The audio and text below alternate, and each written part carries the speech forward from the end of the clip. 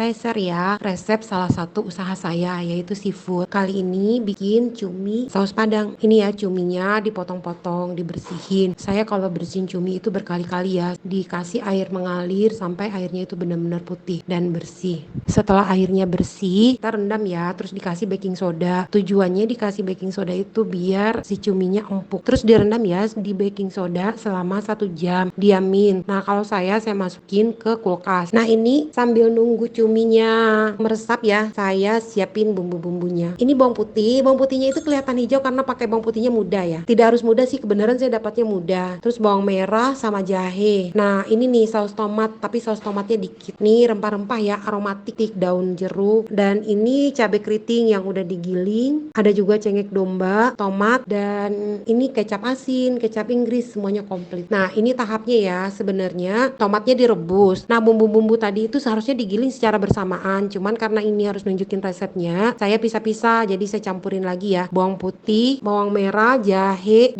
sama cengkeh domba, sama tomat, cabai rawit ya biasanya disebut orang, kalau di kota saya disebutnya cengkeh domba. Itu disatuin lagi, dicoper. Nah ini nih proses di saya untuk pengempukan cuminya, biar pertama cuminya nggak bau dan cuminya empuk, enak. Setelah kita tiriskan, kita panasin ya di wajan, terus kita aduk-aduk jadi airnya itu keluar, nggak bau. Nah setelah itu baru kita olah. Ini kan pada saat mengaduk kelihatan ya kalau mereka gemoy-gemoy gitu, jadi gede-gede gitu tapi gemoy dianya. Paham nggak ya? Apa sih bahasanya kira-kira? Nah ini saya numisnya pakai butter. Kenapa lebih enak? Karena butter itu kalau di saya pengganti micin ya, jadi lebih enak kan. Kalau misalnya dia kurang enak, saya lebih suka nambah butter daripada nambah micin. Nih ya, butternya dipanasin, dimasukin bumbu yang udah digiling tadi. Nah ini saya masukin kecap asin dan kecap Inggris. Kecap Inggris itu fungsinya untuk wangi ya. Jadi kalau seafood itu dikasih kecap Inggris wangi. Setelah matang, tuh saya masukin kebenaran apa sih namanya ini rajungan ya,